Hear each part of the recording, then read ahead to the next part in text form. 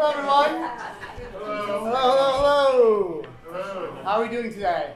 Look at that. Wow, look at that energy. That's wonderful. My name is Simon Galperin. I am the director of, I'm the executive editor of the Jersey Bee. We're the organization putting on the Candidates Forum today. I have notes so that I don't mess this up. This is my first time doing an event like this. The first time for the Jersey Bee hosting an in-person event with so many people. So we're really excited to have you, and I want to make sure this is a fruitful conversation for y'all and for the candidates here. So please don't mind me as I reference my notes. As we know, as you may know, Councilwoman Jenny Mundell and Mayor Tim Gamble are both running in the Democratic primary ending on June 4th. That's correct, right? June 4th, thank you. I messed that up earlier this week, talking to a journalism friend, and that wasn't good. For the chance to become Bloomfield's mayor for the 2025-2028 term. I just want to thank the council. No. 2020? One term. No, it's to finish the term of the Thank you. vacancy. I knew I was going to make a mistake. I'm glad we were starting off with a mistake so that there's less even. To finish the vacancy left by Mayor Venezia. I'd like to thank the councilwoman and Mayor Gamble for attending. I'd like to thank Haj Halili? Yes. For hosting the event and Skiddoo.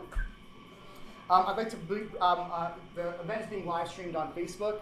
For folks online, we want to let you know that there is a backup camera on site. So if the live stream does happen to fail, the audio doesn't work, we'll be uploading a backup so everyone at home can see it.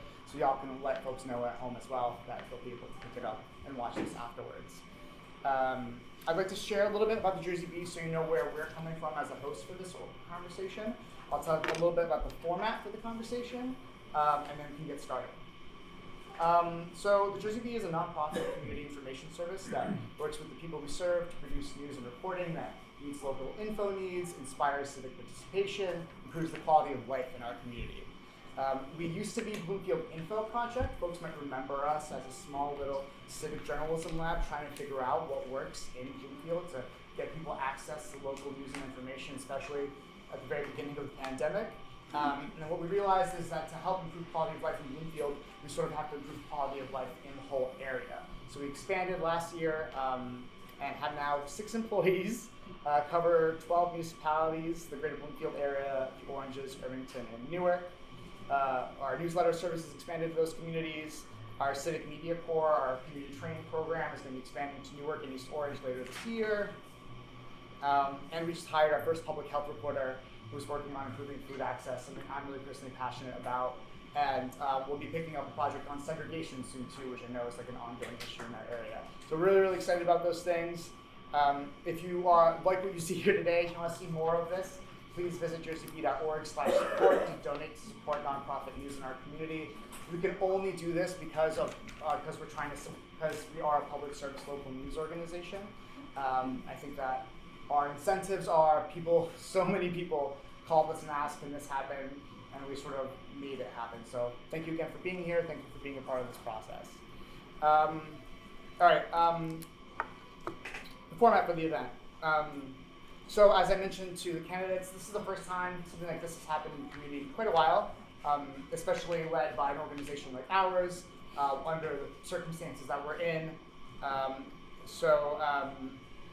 That's to say that we're in this together. This is going to be a new experience for all of us, as I mentioned, and I hope we can welcome the process and set high standards for future conversations and community dialogue.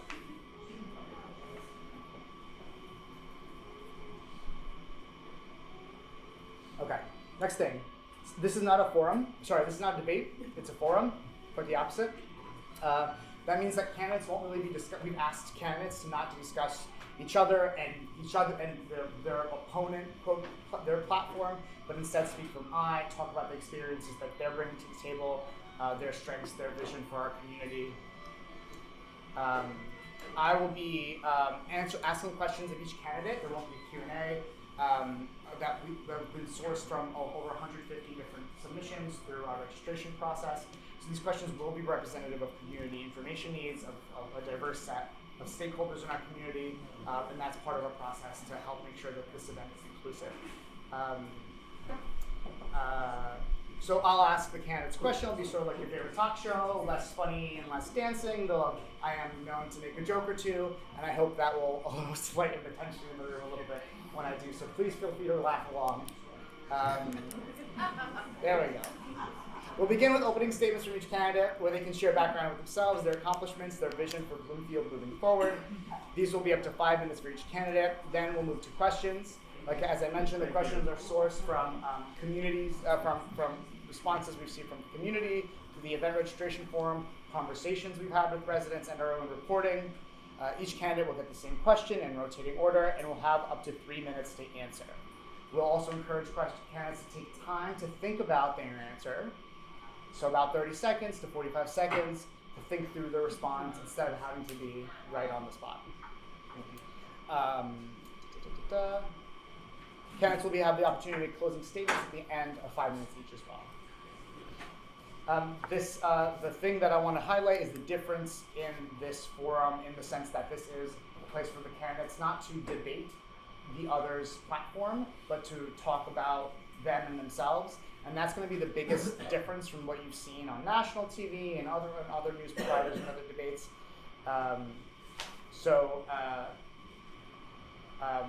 I really want to highlight that and ask everyone to help us foster that sort of conversation here. I may also ask a follow-up question if someone's like, well, they didn't really answer it, just so we can have clarity. We're all people here, so we really just want to communicate as best and clearly as we can. We have asked in-person attendees, just a reminder for folks, for the candidates and for folks online, to be considerate of the others in this space and help us foster an inclusive environment that's a high standard for community dialogue. So that's one of the reasons why we've solicited questions in advance, and that's why we've also limited commenting on our live stream as closely as we did, because we can't moderate the conversation there. So that's really important to us. Okay, we can get started. Yes. Logistically wise, that's what you're live streaming, right? So Yeah. we should try not to get in front of it. You can walk. Okay. You can walk anywhere you'd like. They'll be okay. For 1 second, they'll be all right. And what are the expectations of the audience? I know you Sure. said that, to foster inclusiveness, but as far as the marks, what are the expectations of the audience? Mm-hmm. I'm a teacher, I'm sorry. Sure, I know, sure. We set.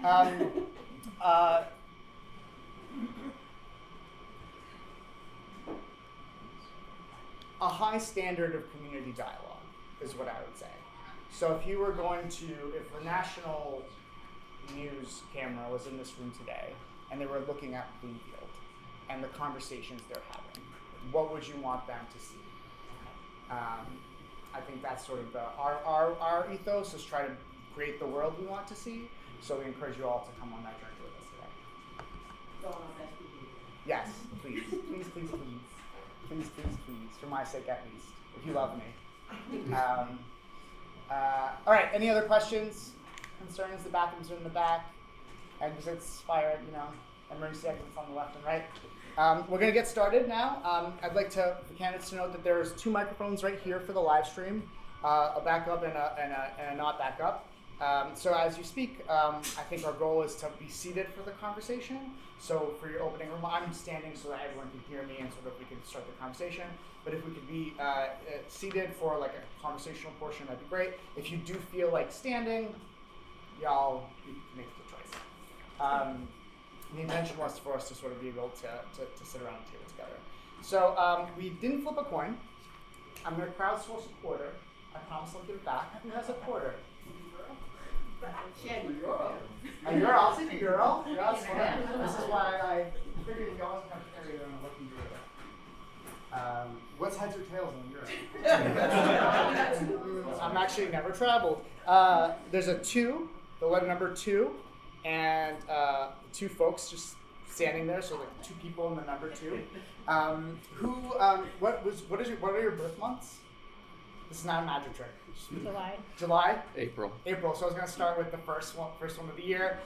2 or the 2 people. Number 2 or the 2 people? Number 2. Number 2. All right. Number 2. Ted, Mayor Gamble, would you like to go first or second in your opening statements? I can go first. Okay, great. So we'll give you 3 minutes, and you can feel free to get started at your convenience. All right. So just wanted to start off by saying thank you to the Jersey Bee for hosting this. Thank you everyone that is in attendance this evening. I think, civic participation and, having awareness of local elections is very important. So I appreciate everyone's engagement this evening and everybody that's following along on Facebook. Just a little bit of background about myself. Never particularly aspired to be a politician. I moved to Bloomfield in 2011 and with some like-minded folks in my neighborhood, we decided to start a park conservancy. There had been a park conservancy, but it had fallen by the wayside. And so with some friends and neighbors, we started the Friends of West Essing Park Conservancy to care for the county park right here. In doing so, we realized, we could be a lot more effective if we knew folks in local government.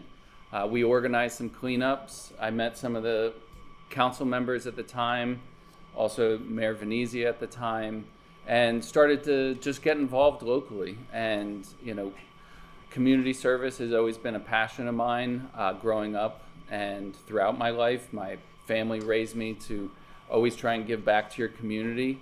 And so in 2016, I decided to run with the former Mayor Mike Venezia and get involved and became a councilman at large. I see my public service as just that, public service, giving back to the community, seeing how I can be involved and do what's best for the neighborhood, essentially. So fast forward a few years, I had been serving on council and, within the last couple of years, noticed, some things that I didn't necessarily see eye to eye with the previous administration. So when the time came for, our former mayor to go on to the state assembly, with the encouragement of some friends and fellow council members, I decided to try and run for mayor because, I just felt like it was a continuation of that community service. I felt, I didn't want to leave the job up to somebody else. I felt essentially called to see what I could do, and I really had ideas of how I would do things differently if I was the mayor. And so, just to touch on a few of those things. 15 seconds. Okay. All right. So. Oh, sorry, I'm wrong. 2 minutes and 15 seconds. Okay. I was gonna say that was a quick 5 Yeah, minutes. that's wrong. Second mistake out of the way, everybody. All right. Go ahead, Ted. So, some of the things I wanted to prioritize that I hadn't seen us do before in the governing body was establish constituent services. I think one of the most important things that we can do as public servants is to listen to the residents and be responsive to the residents. Really, we are here to serve them at the end of the day and to have their best interests at heart. And that's one of my most important things. As mayor, I've held community meetings and, you don't know what you don't know. And when you have those conversations with folks and find out what's impacting them in their neighborhood, you can respond to that and be, meet them eye to eye, meet them from where they're coming from, rather than, as a elected official trying to tell people this is what's best for you. I really believe we have to find out what do people need and respond to that. In a similar vein to that, I want to develop a business development advocate here in Bloomfield. I feel like we have a lot of great local businesses, but I'm still seeing empty storefronts. So we need to facilitate a department in Bloomfield that fills those vacant, storefronts, because I really think with a little bit of extra effort and a little bit of facilitation of those businesses and attracting new businesses, we can be as competitive as our neighbors in Montclair. I want to see us driving foot traffic to our downtown, and those are two of the most important things to me. Obviously, having come from, getting involved by starting a park conservancy, environmental issues are a big priority of mine. I think we've seen, climate change is not going anywhere. This neighborhood was just about underwater a couple of years ago when Hurricane Ida hit, and we really as a township haven't taken any real action to resolve those issues.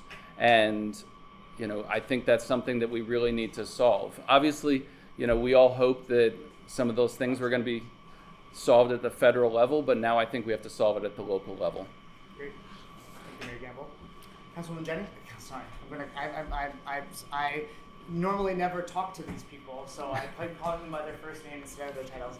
Councilwoman Mundell, would you like to please make your opening statement? Sure. Can you all hear me? Yes. In the back, Yes. too? Thank you. Thank you. Oh, okay. Sorry for that. You ready? Yeah. Okay. So thank you also for the opportunity to join you here tonight. My name's Jenny Mundell, and I have been Bloomfield's first ward council representative for the last 7 years. I'm a proud mother of a child who has attended Bloomfield Public Schools since he was in kindergarten. And I'm the Vice President of Development for Robert Wood Johnson University Hospital, where I lead fundraising efforts and sit on a hospital leadership team. I'm a steadfast advocate for public health, public safety, and public education, and I'm also a pro-choice Democrat. And I'm here tonight to show you why I am the best, most qualified candidate to be Mayor of Bloomfield. As a professional, I've spent 20 years in roles including community relations, local government relations, and nonprofit management that have honed my skills in board governance, fundraising, and relationship building. I navigate across complex organizations daily, oversee fundraising for projects worth hundreds of millions of dollars, and in my role, I am responsible for to stakeholders for ensuring accountability and fiscal transparency. And I think all of these are skills that directly translate to the office of mayor. Over the last 7 years, I've had the privilege of working alongside our former mayor and other members of the Township Council, as well as numerous boards and commissions to bring positive change to Bloomfield, and I want to build on that progress. We've maintained stable property taxes, revitalized the Bloomfield Center, advanced smart development, and grown opportunities for businesses. We've invested in our parks and open spaces, improved neighborhood safety, and fostered community events that strengthen the bond that makes Bloomfield the vibrant and unique place it is to live. I've personally raised more than $75,000 in private philanthropic support for Neighbor to Neighbor Network in the Bloomfield Public Library. I have personally led initiatives with the goal of advancing equity for our residents, including hosting and moderating numerous community conversations alongside seasoned experts around health, access, and implicit bias. But more importantly, I take action. Because when we use words like diversity, equity, and inclusion, we cannot just engage in performance. This is why I incorporate an equity lens into any effort I lead, and have done things like launch an annual menstrual hygiene product drive, created the Bloomfield Farmers Market with market vouchers to ensure access, insist on Spanish translations of our township promotion and documents, facilitated the Black Lives Matter Talk the Walk event, and took a lead role in the organization of a rally for peace when our local synagogue was firebombed. I use my position to amplify the voices of others by recruiting and appointing residents of diverse backgrounds that are reflective of the Bloomfield community. And we do that to our boards and commissions, and I insist on hiring practices for township-funded roles that do the same. My experience navigating complex organization and improving processes and efficiencies has also helped save Bloomfield money, and it has reduced liabilities. I led the restructuring of the Parks, Recreation, and Cultural Affairs Committee and brought the Oakside Cultural Center back under the purview of elected members of the township's governing body. And that has reduced redundancies and ensured better fiscal management of the township's cultural assets, all while ensuring that they are all maintained. In addition, I restructured the township's health department, reducing costs significantly, and creating a shared service agreement with Essex County so that their health officer is now our health officer. And that brings benefits that we reap daily from both a financial perspective as well as across services, or bring services to our residents. But there's a lot more that we can do to make Bloomfield the best place to live in New Jersey, and I'm here to work alongside you to make that happen. I have a clear vision for our community's future. I understand how to build on our progress, and I believe Bloomfield deserves a leader who can actually get it done. As mayor, I will attract diverse new business, which directly impacts the vitality of our local economy. I'd like to create new business improvement districts to seek funding and expand services beyond the Bloomfield Center. I'm committed to improving public safety by collaborating with the Bloomfield Police Department, the Department of Human Services, and the Board of Education. In fact, recently I was recognized with the 2024 Moms Demand Action Gun Sense Candidate Distinction for my support of gun violence prevention, and as mayor, I will absolutely continue to fight that necessary fight. I will also advance conversations with the Board of Education to work through introducing town-wide pre-K to our community with the goal of implementation that I believe we can reach by September of 2027. I will address quality of life issues by creating a comprehensive roadway improvement plan. We really need to fix the potholes. I know you all hear me on that. I will ensure the safety of our water, and I will protect residents from natural disasters. I will continue to work toward pragmatic and cost-effective solutions to environmental issues. I'm proud to say I have received the endorsement of Councilwoman Michael Venezia, Assemblyman and former Bloomfield Mayor Mike Venezia, Essex County Commissioner President and former Bloomfield Councilman Carlos Pimeras, Councilwoman Sarah Cruz, the Bloomfield PBA Local Number 32, and numerous community leaders and residents who believe in me and my devotion to Bloomfield. I'm also running to be the first woman to serve as mayor of Bloomfield, which is not just a milestone for me, but a way to inspire leaders of the future. Because leadership, it's not just a man's game. So thank you again for the opportunity to engage with you tonight, and I look forward to your questions. Thank you, Councilman. All right, we're going to get to questions. Councilwoman Mundell, you went second in this case. Now you're going to go first. We received several inquiries about transparency and accountability in government. So the first portion of our conversation today, about 3 to 4 questions, are going to be about those topics. The second half are going to be about infrastructure and development. So I'd like to open with a few questions to help voters understand where y'all stand on some transparency and accountability questions. So the first one is that Councilwoman Mundell, this is to you. In your role today, how do you approach citizen involvement in local government? How do you respond to resident feedback or prioritize the needs you hear in our community? How would this be reflected in your mayoral administration? And you could take 30 seconds. Sure. So I think if you know me, you know that I'm a champion of community engagement, and one of my goals in doing that is to make sure that government and our community and access to the ways that we access to the ways that we want to engage with government is there for you, right? And that community members know about it. So I've started a number of initiatives that encourage community engagement, such as the town-wide cleanup. And we try to engage as many people as possible in that so that we can build on the relationships that we grow in that space and hopefully makes people feel comfortable, right? I pride myself on always being accessible to residents. I think, to my knowledge, I have not to this day neglected to answer or respond to someone, and I always respect when somebody comes to me with an issue.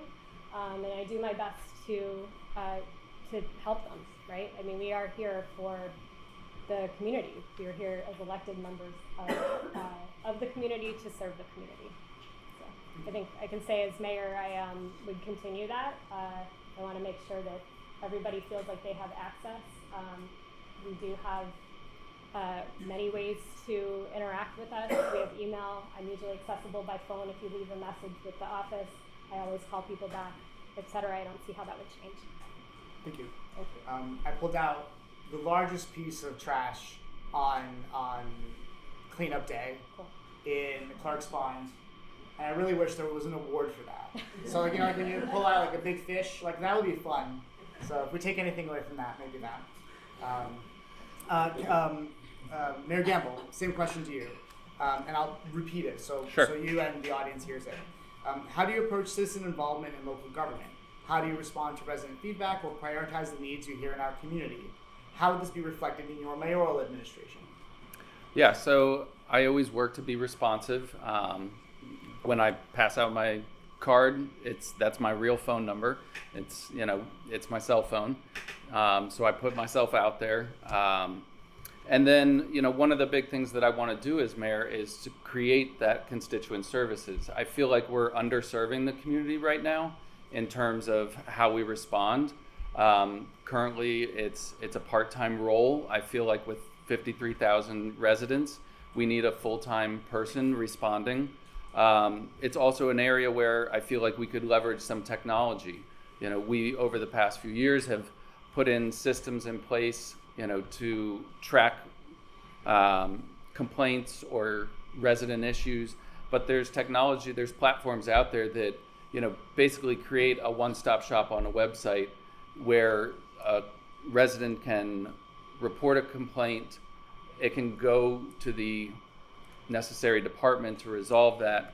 On the back end, we can set turnaround time to hold our departments accountable, and also track that data to identify, is this a larger issue?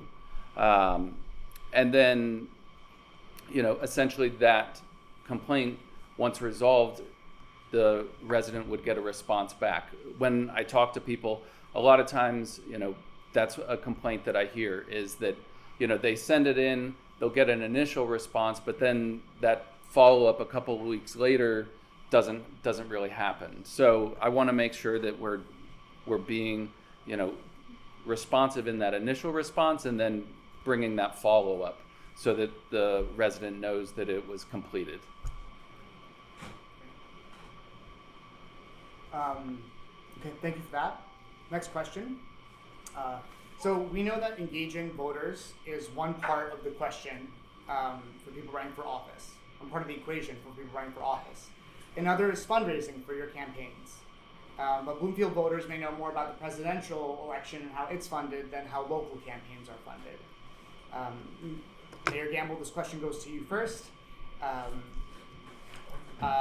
So I took a look at the New Jersey Election Law Enforcement Commission portal last night.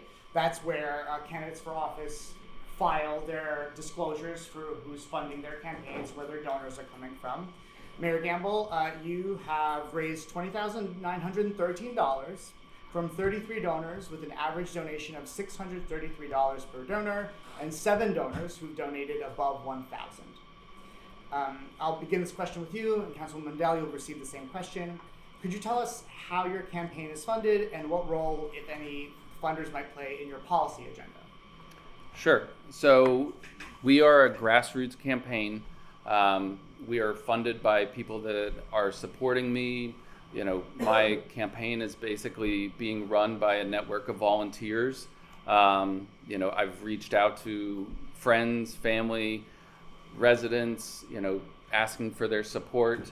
And if we were to, receive a donation from, let's say a vendor or something along those lines, although that has not happened, I would not feel beholden to honor that as a, pay to play, if you will. I believe that, too often politics gets tied up in those, relationships where, I donate to your campaign, so you green light my contract when it comes time. I really think, New Jersey, I don't think it's any secret that we have a pretty bad rap in that regard. If you look, at, people like Bob Menendez and things like that, it's no secret that New Jersey has a reputation for this. And I feel like by running a grassroots campaign, I free myself from some of that scrutiny. And, fundraising is difficult. In talking to folks, our members of Congress spend, half their week fundraising, making calls to those big donors. I feel like, they should be focused on, legislating rather than fundraising. I think it draws a lot of attention away from the job that needs to be done. Thank you. Councilwoman Mundell, I have the same question for you with background for the audience. As I ask my questions, I will be doing my best to share context with the folks in the room, because often it's hard to follow all the different things that are happening in Bloomfield. Let me just find where I put the piece of paper. I was excited. Councilwoman Mundell, I did the same thing. I took a look at the portal last night. Your campaign has raised $815 from 68 donors, with an average donation of approximately $1,129, and 38 donors who've donated above $1,000. Could you answer that? Excuse me. We'd really like the decorum in the room to be reflective of the standard of conversation. We want to exemplify, so if other people in the audience could keep comments to themselves, I'd really appreciate it. Councilwoman Mundell, same question to you. Where is it? Oh my God, look at you.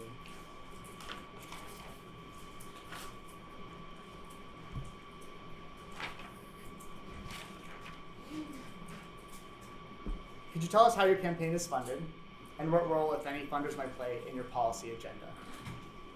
Sure. So my campaign is also funded by individuals. It's funded by some vendors that have voted to or donated because they're expressing support for me, mainly because I've worked with them well, I think, and they believe in the way that I do government.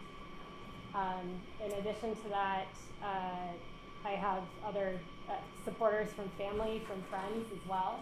I'm a professional fundraiser, so I'm actually not afraid to ask people for money. So it's what I do for work. It's a little harder actually to do when you're doing it for yourself, but I also still believe that I am doing it for the right cause. I want to finish your question. What role, if any, might they play in your policy agenda? Sure. So they don't, right? I mean, I'm really honored that there's so many people that believe in me. I'm honored to have received so much support. I'm extraordinarily grateful to have received such support, because campaigns cost money, right? It costs money to do a mailing. It costs money to print T-shirts. And we want to be able to get the word out to as many voters as possible, right? So that's why we raise money for a campaign. But I do not feel beholden to any single person or any vendor or anyone who has given me money. Absolutely not. Thank you. Thank you for your answer. Third question on accountability and transparency. And this one stems from concerns we've heard from residents about the influence of former Mayor Michael Venezia on local government. I'm going to share a little bit more context so folks understand. This will be one of the longer contextual questions. The next one is also sort of a contextual question that I want folks in the room and online to be on the same page with everyone about. So last year, Mayor Venezia was elected to state assembly and has since stepped down from municipal office. But he remains the chair of the Bloomfield Democratic Committee and head of remains the chair of the Bloomfield Democratic Committee. The Jersey Bee's reporting has found that in 2021, then Mayor Venezia was pursuing an appointment as the Bloomfield Township Administrator. This would have put him in charge of day-to-day operations of municipal government, in addition to being mayor, which would have been unprecedented at the time. Now that he's no longer mayor, we've heard he has his eye on the Bloomfield Township Administrator role once again, an appointment that would be made by the mayor and council. If appointed, Assemblyman Venezia would hold that role until he decided to step down or if the council fired him. He would make upwards of $180,000 per year, plus benefits and pension obligations, and run day-to-day operations of the municipal government. I think this last question started with Ted, so we'll go to Councilwoman Mundell. If by the luck of the draw, so you got this question by the luck of the draw. If this question arises in your time in office, would you hire Bloomfield's former mayor and now Assemblyman Michael Venezia to be township administrator? I feel like this is like a fictional question, right? Like the question itself feels very loaded to me, and it's making a lot of assumptions. Okay. If we were to need a new township administrator, we would have a fair and open process by which people should apply, and then as a council, we would determine who the best candidate was from those who applied for the job. I don't know how to answer that any other way. I don't know who the candidates would be, right? We would put it out there. We would ensure that it was publicized. The mayor cannot just hire somebody. Any decision that's made on the council has to be made by a majority vote of the council. And so they would be part of that decision-making process, as we always have been in the past. Great. Mayor Gamble, same question to you. If, by any chance, in your time in office, former mayor, now Assemblyman Mike Venezia, pursues the township administrator role in Bloomfield, would you hire him? How would you approach this? Yes, thank you for that question. I actually don't really think it's a fictional question because the former mayor, now Assemblyman, has actually voiced that interest in the township administrator position to me personally in the past. I actually told him, this was when he was pursuing the assembly position, and I think I said to him, well, it would be a different, role for you because, you wouldn't be giving the orders to the administrator, you'd have to be taking the orders from the mayor, so it would be a unique scenario. But I do think in that circumstance, if, in this scenario, if he were to remain chair of the Democratic Party, a state assemblyman, and a township administrator, I think it's too much consolidation of power for one person. And I really think it's also too much responsibility for one person. I do agree that, if we were to pursue a new township administrator, which I actually do think that's something we need to do. We've had an acting administrator for a number of years. I actually think because we were holding the seat for Mr. Venezia. And I really think, we would need to go through that hiring process and probably have to hire some type of consultant in order to find a really good administrator. We did have an excellent administrator in Matt Watkins, and I would love to get somebody of that caliber. Assuming that it's a completely fair and open process is a poor assumption because as a governing body, we've filled, director level positions with one choice. The mayor and council were given one name and one name only. Is that a vote or is that a rubber stamp? We had either we don't hire somebody or we hire this one choice. So, to say, it's always been a open process and fair is a mischaracterization of what I've experienced. Yeah. Thank you. Next question. To me? Yes. About, no, there's not going to be back and forth between the candidates, no. Okay. Yeah, or follow-up question. If follow-up is like someone doesn't answer the question, I'll be like, wait, let's be real here. But not like if someone answers the question, I'll answer it. Huh? It's not a debate. No. Thank you. Okay, so this next question, I think we're beginning with Mayor Gamble here. So this next question is about accountability and transparency, and it is on the topic of systemic racism in policing. This is a complex issue where context is very, very key, so I'm going to do my best to consolidate a lot of information so that the candidates and the public share that same context. I'd like to warn members of the audience that I'll be mentioning police violence. According to our reporting, local Black and Latino residents have expressed concerns about targeting and mistreatment by Bloomfield police since at least the 1970s. Residents in our audience may remember a 2015 Seton Hall University law study that suggested that more than 80% of those who appeared in Bloomfield Municipal Court were Black or Latino. The Jersey Bee's own reporting from 2020 showed that Bloomfield police stopped Black and Latino drivers at twice the rate of white drivers. 10% of police officers stopped drivers of color at 3 to 5 times the rate of white drivers. National research shows that police interactions with drivers of color are more likely to escalate. Black or Latino drivers stopped by police are 3 times more likely than white drivers to be searched. Black drivers are twice as likely to be arrested as white drivers during a stop.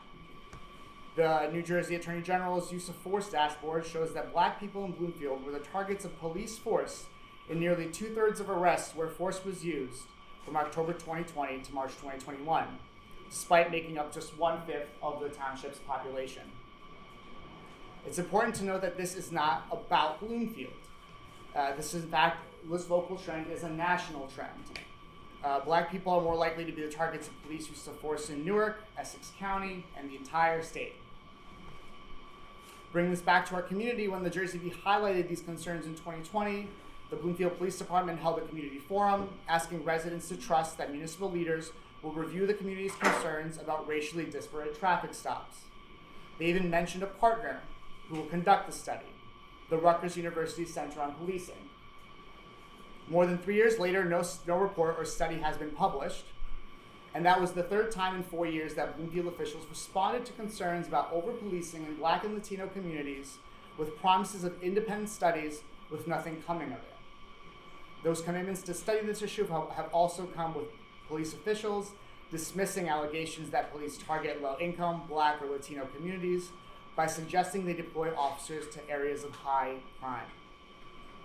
But in February of this year, the federal government ended support for its program encouraging police nationwide to use traffic stops as a pretext for reducing crime because the data shows it wasn't working. Despite this, municipal governments continue to embrace what some may know as quality of life or broken windows policing, focusing on policing low-level, nonviolent offenders, presuming this increases public safety by preventing more serious crimes. Excuse me. Just this March, at a Meet the Mayor event, Bloomfield Police Chief George Ritchie said that the township has tripled the amount of summonses they're issuing since he was appointed last year. 50,000 moving and parking summonses in just 1 year. If the racial disparities I noted earlier persist, that means it may be possible that 34,000 of those 50,000 tickets were going to people of color. Folks who research shows will be on the hook for fines and fees, court appearances, and potential incarceration at a higher rate than their white neighbors because of systemic racism. This issue is very, very, very complex. Longtime residents of Bloomfield have told us that the township police has become more professional over the decades. They also shared that they valued emergency responders, especially police when they're in times of crisis. But concerns persist about their conduct and the disproportionate impact it has on people of color in our community. Among several incidents that highlights this issue is the November 2020 shooting of Jeffrey Sutton, a Black man at the corner of Bloomfield Avenue and JFK Boulevard. Attempting to respond to an alleged car theft, Bloomfield police approached the car Sutton was driving at gunpoint at a red light at the busy intersection. In fear for his life, Sutton fled, and 2 Bloomfield police officers fired several shots at his car, hitting Sutton 3 times in the arm. In their report, 4 officers claimed Sutton hit or tried to hit them with his car, but bystander and dispatcher call logs show that this was inaccurate, and Bloomfield police use of force guidelines prohibit officers from shooting at moving vehicles, except in the case of imminent danger of death or bodily injury. 6 months after Sutton was imprisoned, Bloomfield police admitted the officers had not been physically harmed or in imminent danger, and 5 of 6 charges were dropped against him, all except evading police, which stayed from Sutton's fleeing the encounter. One of the officers who gave false testimony and nearly killed Sutton in violation of the department's use of force guidelines was Captain Gary Peters, who was promoted to Deputy Chief of Police, overseeing day-to-day police operations just last year. This is all necessary to lay out because there are specific costs to people of color in our community, and there's also a specific cost to taxpayers. Nearly 1/3 of Bloomfield Township employees are police officers. In 2023, the budget for the police department was almost $30 million. The budget for the library, recreation department, health and human services, and public works combined was approximately $9 million. About the same amount the town paid on the loans it owes. During the 2020 racial justice protests, Bloomfield residents called on leaders to review and reallocate the police budget to programs that increase public safety by improving community well-being. They asked for the municipal council, on which you both sit, to address over-policing of communities of color south of Bay Avenue. You were both in office at the time, and voted on June 8th, 2020 for a resolution that stated that it was your duty to use your legal and moral authority to protect all members of our community, no matter their race or color, and foster a community free of fear, intimidation, and violence, and provide equal protection under the law. With that context offered, Mayor Gamble was next, first. Does anyone remember? Mayor Gamble. Does Take everyone- your word for it. I'll take my word, thank you. Yeah, Again, the sound is not good. it sounds like that, I know. We'll be able to upload a backup afterwards.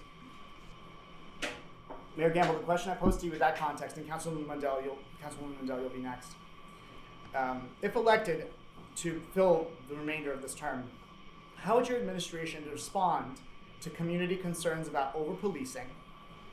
Would shifting budget priorities to invest in non-police approaches to public safety be a priority for your administration? And you can take 30 seconds to think about that. So I feel like you laid out a lot of information there. I don't know the specifics of the incident that you referenced there. I would have to look into that further to speak on that. But in terms of our police department, since I've been an elected official, under the direction of Public Safety Director DeMayo, I feel like we did make progress. We became the first we became an accredited police department. We were one of the first to implement body cameras, which I do believe assist protecting the resident as well as the police officers in these instances. I feel like it holds the police officers accountable and was fully adopted by the police department. In terms of one of the best things I think Director DeMayo did was tracking data, because I feel like that's how you get to the root of this. They did implement a early detection system that would raise a red flag if an officer was issuing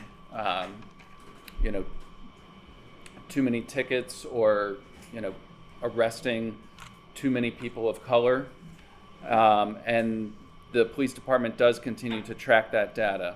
I will say when we moved from a public safety director to a chief of police, Director DeMayo had always come to the council meetings and shared that data with us as a governing body. When the chief took over, he did not continue that. When I became mayor, I asked him, because it wasn't as if they stopped collecting the data. They were still collecting the data.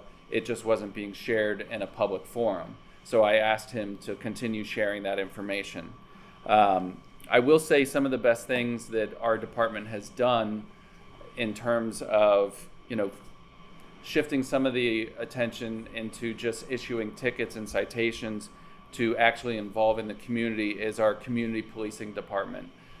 I believe all of the officers that are involved in that do a really great job of connecting with the community. I also think engaging the youth so that there isn't a fear of police officers and they feel like they can approach officers and start to build that relationship from a young age. The Junior Police Academy, my son actually attended that, and now they have a cadet program which gets youth involved. I also think it provides opportunity for people of color to see law enforcement as a career opportunity, because I think one of our challenges is diversity within our ranks. And so with all that said, there is work to be done. I feel like there's continued training. I feel like a lot of the training they do is provided through law enforcement. I think reaching out to outside agencies that can, do implicit bias training and things of that nature would go a long way for all of our first responders, because they have the most direct interaction with the public, and raising awareness to any possible implicit bias that they may have. It would just be, it's an eye-opening experience to touch on at my time? You're at time. Okay. And I do want to ask the follow-up to get specific on your answer. The first question was, how would your administration respond to community concerns about over-policing? So we'll point that. And Councilwoman Mundell, just repeating it so because clearly that may be easier for us to bullet point. And the second one is, would shifting budget priorities to non-police approaches to public safety be a priority for your administration? So I feel like we didn't get answered either. Okay.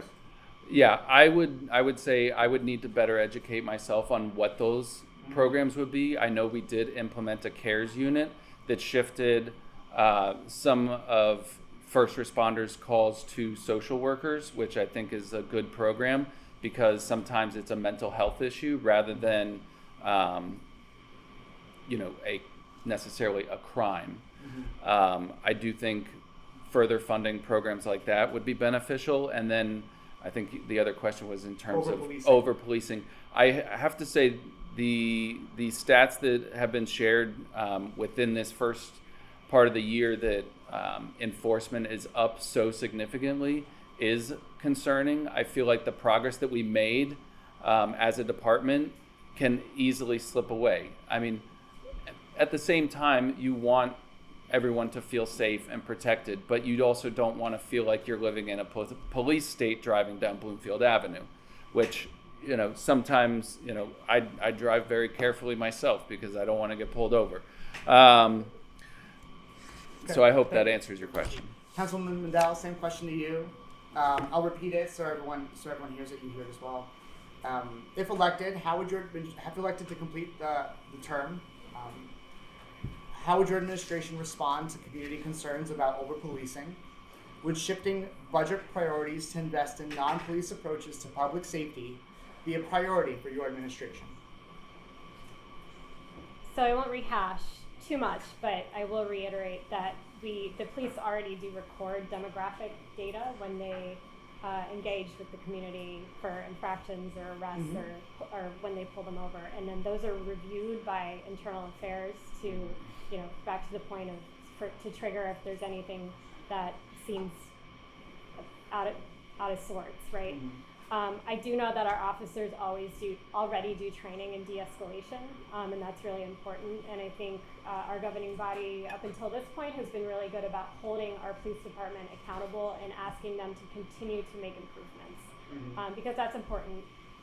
Ultimately, trust in the police is important to a safe community, and the police also have to feel, they are part of our community. We have a lot of residents that are police that live in our community. And so, a couple things I would say is that I would encourage local hiring in addition to what we already do, because if we're reflective of our local community, I think that helps us move forward with what you're talking about there too. I'd also encourage existing officers to invest and stay in Bloomfield. And I think there's probably even programs around that we can look to, creative ways that we could look to help with that too. And I think that's important because if you live in the town, you take ownership of the town, and you want it to be a good place to live for everybody. In terms of over-policing, I think a lot of what you're talking about, that data, I'd really want to dig into that data, Simon. I'm not really sure if it's, I don't want to say it's inaccurate, but I think the way that you're framing it might be different than what is being presented. And so that data, I think, is a lot of parking tickets. For example, I happen to know that. Yes, I've heard 35,000 parking tickets and 15,000 moving violations. Right, and some of that is because during the pandemic, they were not enforcing that at all. So the numbers look a little bit skewed there. So I do want to point that out too. I'm really proud of the Bloomfield Cares Unit because I helped start it.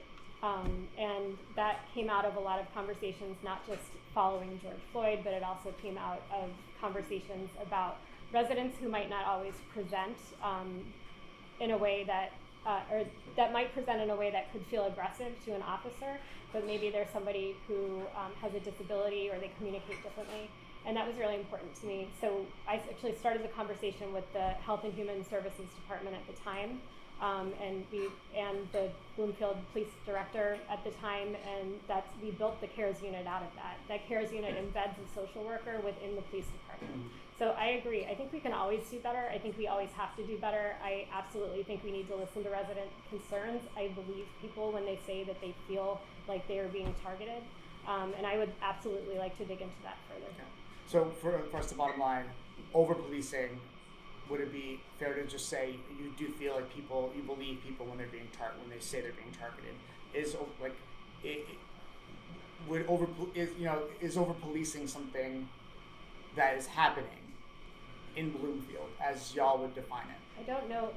I would have to look at that more. Got it. Okay. So I don't know that I can answer that question. I I believe people when they say that's what it feels like, and so yes, we ought to look into it. And then the second question in that was, would you consider shifting budget priorities to invest more in non-police approaches to public safety? I think I answered that question. I think doing things like embedding social workers into, we're not going to get rid of the police, right? But there are ways I think that we could be working together differently. Okay. Right? Thank you. Thank you for your answers to those questions.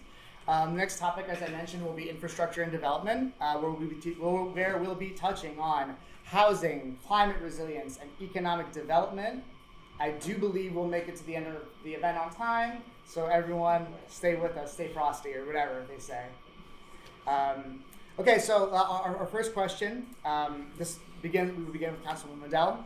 According to the real estate website Zillow, we just picked one, the average price to rent an apartment in Bloomfield is $2,250 a month. That's more than half the monthly income of a typical Bloomfield resident. That's more, and Realtor.com reports that an average house on the market earlier this year in Bloomfield cost $572,000. If you can afford that mortgage, there's property taxes, maintenance. Like many places in New Jersey, the cost of housing in Bloomfield is increasingly unaffordable. If elected, how would your administration respond to this cost of living crisis, Councilwoman Mundell? What would be your agenda for affordable housing, rent control enforcement, or multifamily zoning, or other solutions to housing affordability? And 30 seconds, take your time. Sure. Everyone's on their phone, so. Yeah.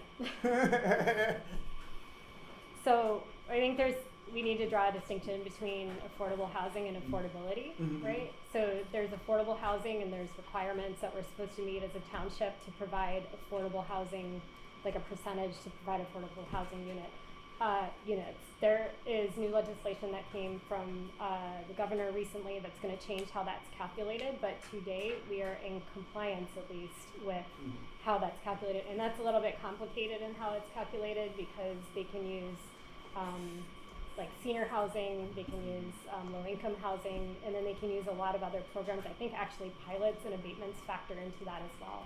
So the township is in compliance with that. I'm not exactly sure what it's going to look like when the new legislation takes effect. It's absolutely something that we're going to have to address.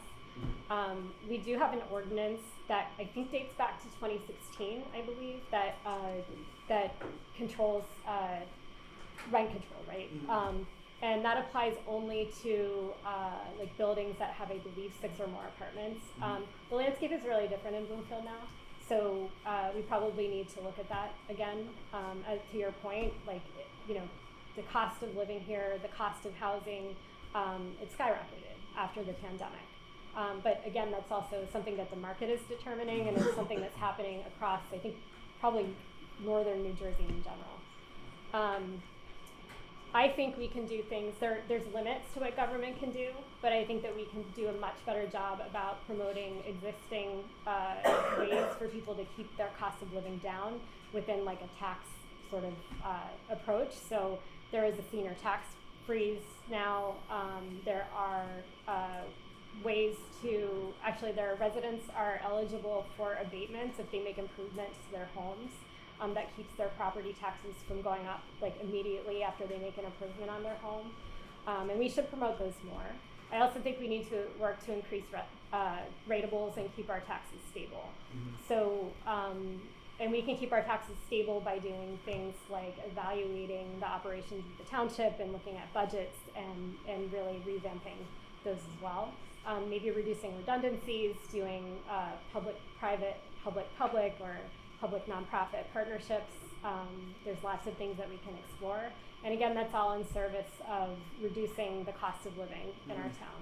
I also think we can do things like push for district-wide full-day pre-K, because those of us who have children know that the cost of sending your child to daycare is astronomical, and oftentimes it is equal to that of a mortgage.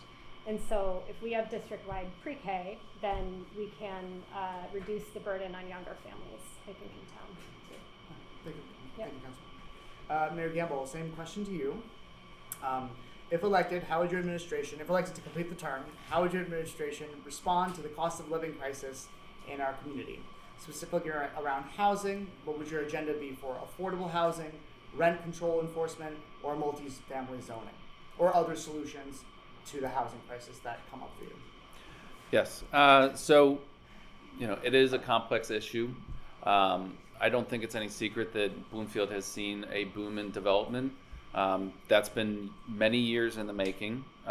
Essentially, our downtown was designated as an area in need of redevelopment, which basically green-lighted that area to be developed. Unfortunately, that development wasn't balanced with affordable housing. By being designated as an area in need of redevelopment, and the fact that it was many of them were transit-oriented development, they were able to sidestep some of those affordable housing requirements.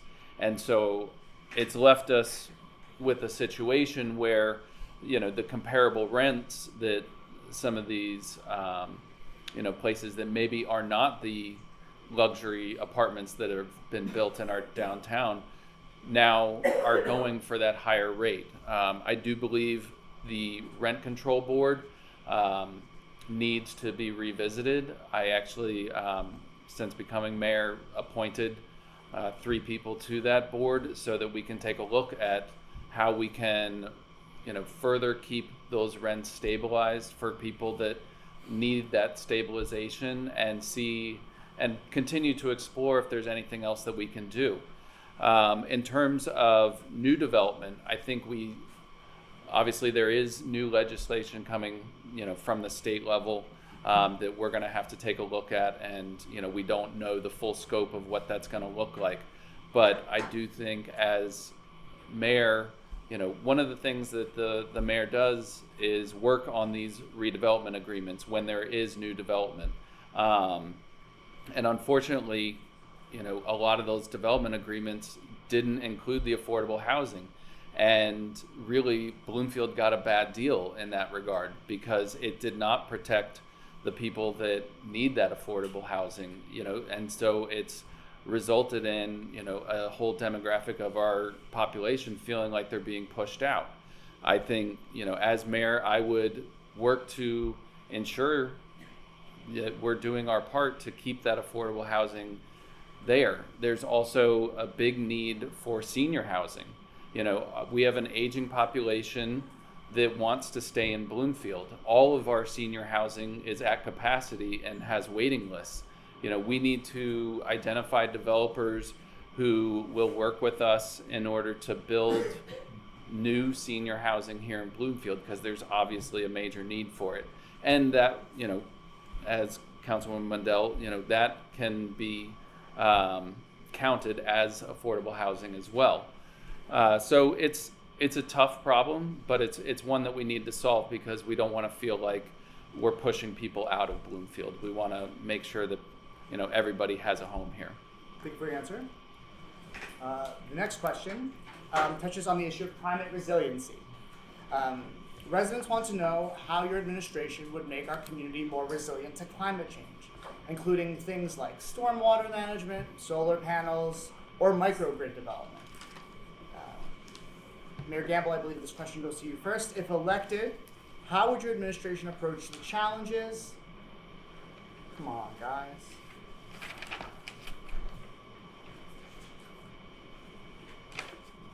This is the funniest thing. Staple your notes, folks. If elected, how would your administration approach the challenges Bloomfield faces with a changing climate? You can take 30 seconds to think about it if you'd like, or answer as you see fit. Yes. So this is one of my, one of the things that I really feel passionately about as, somebody that cares about the environment, cares about maintaining green space. I really feel like we need to do our part and lead from a municipal level and, make sure that we're taking care of Bloomfield because we only get one. In terms of the stormwater, my frustration was, our former Mayor Venezia commissioned a stormwater study. There was really no timeline set for that vendor. So one of the first things I did when I became mayor was reach out to that vendor and say, hey, what's going on? Like, you've been studying for, almost 2 years now. What are the results? And, the results were pretty eye-opening. We uncovered that we did not have a full understanding of our infrastructure. They identified additional catch basins, culverts, pipes, you name it. And a lot of it is aging and needs to be repaired. In order to do that, we're going to need to find funding because, with a system of our size and the amount of water that it has to intake, we're going to need to reach out to our, state assembly people as well as our Congresswoman Mikey Sherrill. She was able to get funding over to a neighboring township in Maplewood. I would love to see some of that funding come here to Bloomfield so that we can solve this problem, because Bloomfield's in a unique scenario in that a lot of our town is very low-lying. We have 2 parks that basically serve as floodplains, and we essentially inherit a lot of water that flows downhill from Glenridge. So this is going to have to be a project that we work with our neighboring towns. I've actually reached out to Mayor Manns in Glenridge and said, this is something that we're going to have to partner on, and they're going to have some type of stormwater capture system in their township so that when we do have these heavy rain events, we're not getting flooded by water that's just flowing downhill. If we can do something to slow it down a little bit, 30 more seconds. But it's a major priority of mine. We've also, we commissioned a study on solar. Nothing ever happened with that. Now we have a project that I would like to see through completion behind Town Hall so that we have a solar array and get, energy for our municipal building through solar energy. Thank you for your answer. You mentioned Glenridge. Does Bloomfield have beef with any other towns next door? I didn't grow up here. There's no high school sports rivalry. Montclair. Okay. Let's start there. All right. Oh, Montclair. Someone mentioned Montclair. Okay. Councilwoman Mundell. Same question to you. If elected, how would your administration approach the challenges Bloomfield faces with the changing climate? Yeah, I think we have to act on the stormwater management study results that came to us. We need a plan now that follows what it is that it showed us, right? We have these 100-year storms now that happen more than every 100 years. After Ida, I went around all over town and visited residents who experienced disastrous, horrible things in their homes during that storm. And we don't want to see that happen. We have an interest in protecting lives and protecting property in Bloomfield, and that's paramount to us. And we know that climate change is going to impact that too. So really, everything that we do moving forward needs to have that as a lens. I think we can strengthen some ordinances in terms of when new developments come in, to require them to meet certain standards that will help with environmental issues moving forward. We did purchase the county VOTEC school, I think at the end of last year, the beginning of this year. And the intention of that is one, to keep it from being developed, and the other is to maintain open space and use it for stormwater mitigation as well. I also believe in doing things like, I recently, behind the scenes, worked with the health department, as one of the councilmen from town had presented through, I think, the Environmental Commission, a pollinator, I can't remember what we're calling it in the end.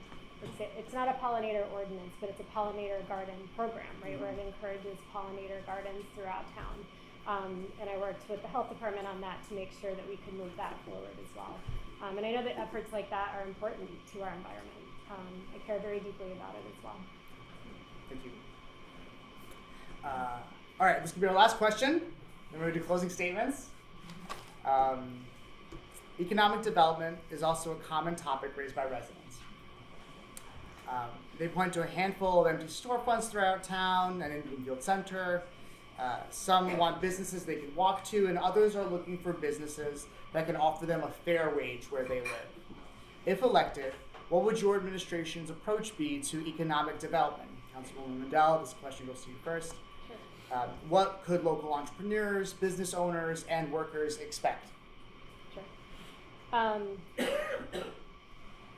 So there's a couple things that I would do. I alluded to this in my opening remarks. I would very much like to expand and create new business improvement districts throughout town. So business improvement districts, when you designate them, allows you to seek different and additional funding, and also draw off some of the tax base from the businesses to support development and business development in that area. And I think that we have that to some extent in Bloomfield Center, but that there are multiple business districts throughout town that we don't have designated in that way, and they don't fall under that umbrella, and so they don't get the benefit of something like that. So I think doing that would be helpful. You can actually create a singular board now that would oversee all of them. So I think what I would like to do is work with some seasoned veterans who have done a lot of economic development. We've seen it actually, interestingly, in Rahway. If you go to their downtown, it looks like a different place than it did a few years ago. So I'd love to explore what it is that they did. Westfield was similar. It didn't look like it does now, just a few years ago, and now it does. And that is a result of being smart about creating business improvement districts, hiring the right people, staffing the board with the right people who have knowledge about how to move economic development forward. And I think that's helpful. I mean, we want businesses and storefronts. Again, it's more taxes that we can collect. It's more, which improves the town as well. We want to provide job opportunities to local residents. Other things that we can do, and I've already done this, is to review our ordinances to to diversify businesses in the area. So it's not just nail salons and liquor stores, etc. Things like the brewery, and that's an initiative that I led. We changed an ordinance in town so that we were rezoned to have a brewery in town, right? Because local residents, in fact, approached me and said, we want to open a brewery and we can't because Bloomfield doesn't allow it, so we changed it. I also introduced changes to tattoo parlors and other professional personal services like massage therapy, etc. So I think diversifying businesses in that way will also help drive that economic development for Bloomfield. Thank you. Mayor Gamble, some question to you. If elected, what would your administration's approach be to economic development? What could local entrepreneurs, business owners, and workers expect? Yes, so as I stated in my opening remarks, I feel like we need a business development department in town. I look at other townships and they have a department. Essentially, some of the feedback I've gotten from local business owners that are fairly new, they shared that, just going through the process of opening a business, getting the permits, getting, all the inspections done, it was a very costly experience and a very long experience for them. So I think some of the challenges we have is, without a department like that or somebody in place that helps facilitate opening new businesses in town, we unfortunately have a bad reputation of it's hard to open a business here in Bloomfield. And, I want to reframe that narrative, help facilitate that, try and reach out and find different types of businesses. I agree with Councilwoman Mundell that we need to diversify. We are not bringing in businesses into these business districts that drive the foot traffic.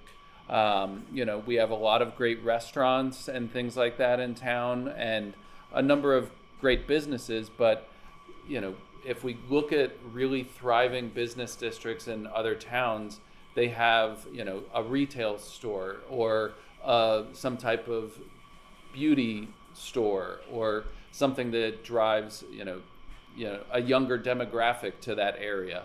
I think we need to help facilitate that type of growth and fill up some of these empty storefronts.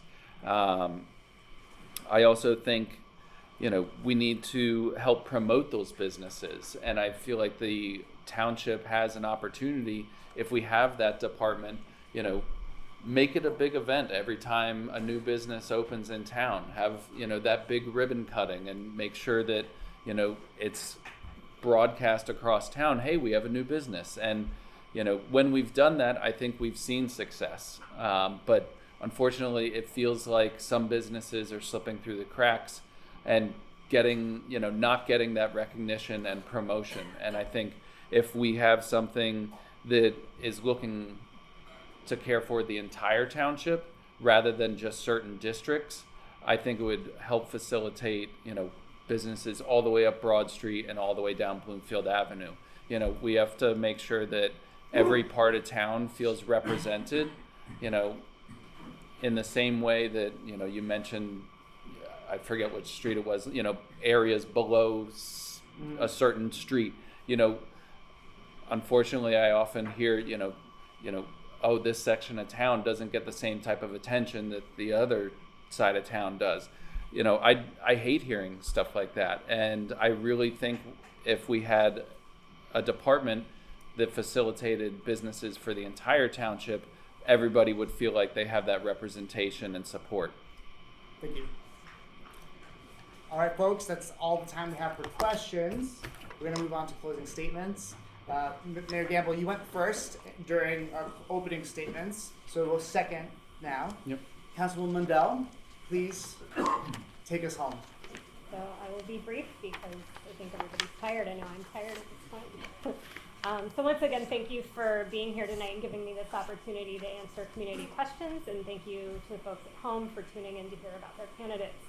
Primary elections have notoriously bad turnout, and so I am really glad to see such an interest in ours.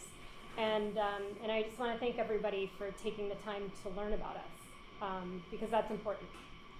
I want to reiterate that in this election, I'm really not just running to be mayor. I'm also running to make history. So I make history as the first woman to serve in the role, and I think that paves the way for future generations that will show our sons and daughters that leadership can come in all shapes and sizes. Sorry, I'm talking, so good. Thank you.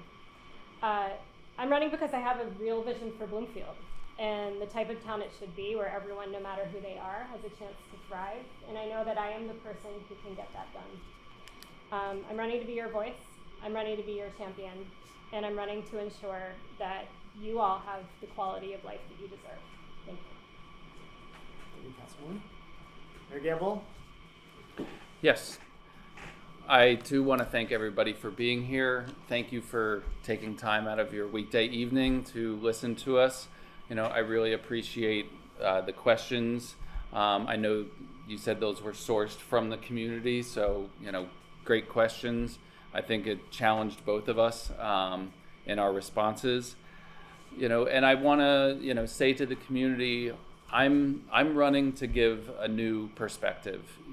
I think I provide a unique viewpoint, coming from a perspective that is, here for the community. I really think we need our local government to be resident focused and not focused on, the powers that be in the political parties or, the special interests that, fund these campaigns oftentimes. We really need to bring the focus and our ear back to the residents and say, what can we do for you? How can we better serve you? And, you know, I think I would provide that viewpoint, that fresh viewpoint for Bloomfield. You know, I don't think somebody has, you know, won as mayor as not being supported by the party elites, and, you know, I would like to be the first person to do that. Thank you, Mayor Gamble. Thank you, Councilwoman Mundell. I really, really appreciate you coming here. I know this was a last minute thing. I know it was last minute for everyone. Thank you for dealing with our technical issues. Earlier this week, we invited 100 people to this room. And as you can see, this is a tight space. So we were lucky to have you here today. Feel free to chit chat for a couple of minutes, but we did want to get out of the space by 8:30, 8:35. If you want to be a mensch and grab your foldable chair and bring it over to that other room, Nikki will show you where to put it. Thanks, y'all. Give yourself a hand.